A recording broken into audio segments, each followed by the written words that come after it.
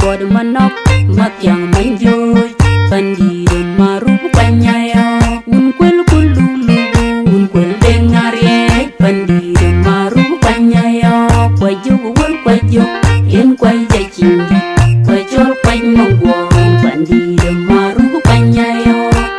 awokale ting maksud ting yang panyayo kale ting nang bai ting yang panyayo mama yan mayor ting banyi Joseph walai shilwal hata cinti ting rupu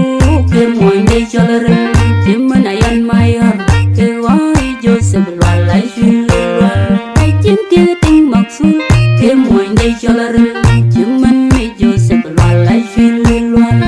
ting mayan mayor ting yang panyayo koi di panyayo cinti panyayo dirpia ma panyayo wegar panyayo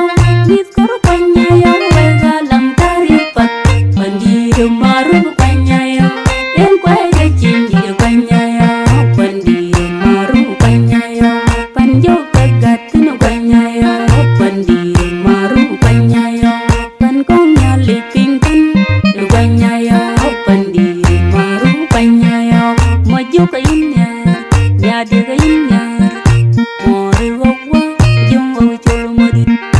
mori gogwa jungo cholo madu ke inya maju ke inya nyade ke inya mori gogwa jungo cholo madu mori gogwa jungo cholo madu ke inya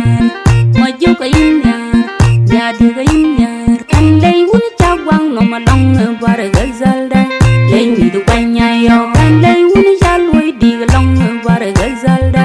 lengi du panyayo andai un jatut jangalong bare gazalda lengi du panyayo bandido maru panyayo kan panya cinti du panyayo bandido maru panyayo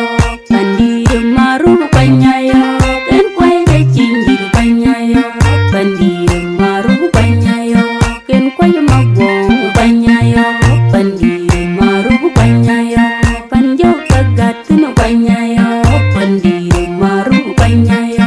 pan kong nyali pingkan panyayo bandido maru panyayo andai ranca wang nong panyayo Joseph walai shilwal andai ranca lui di panyayo Joseph walai shilwal community leader kun panyayo Joseph walai shilwal gaja luny mior karo Joseph walai shilwal gaja biu mi jo karo Joseph walai shilwal gaja luny wak karo Joseph walai shilwal kemi do panyayo galai lugu konba waloi Joseph walai shilwal war konyen toba 1998 chong di do makuru bungaku